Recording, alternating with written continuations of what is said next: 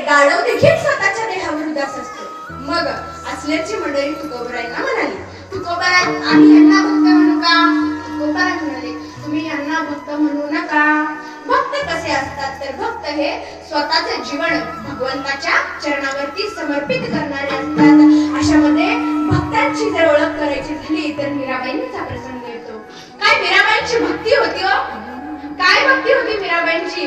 अख्खं जग सुद्धा म्हणत होतं, ऐसी लागी लगन मेरा हो गई मन, ऐसी लागी मेरा हो गई मन, वो तो गली गली गली मुझे गाने लगी, वो तो गली गली गली मुझे गाने लगी, ऐसी लागी लगन मेरा हो गई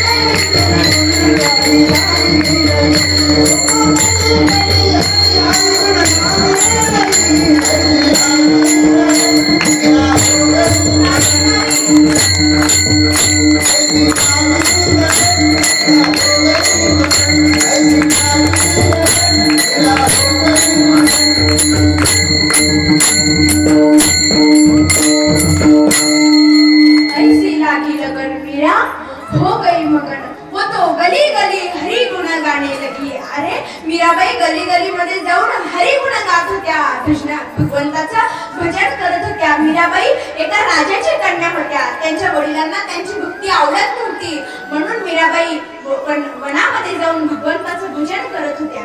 त्यांना भगवंताच्या भजनासाठी विषग्रहण सुद्धा करावं लागलं. एवढ्या कठोर भक्तीला मीराबाई सामोरी गेल्या. मग तुकोबराय म्हणतात, भक्त ऐसे जाणं जिथेही उदास.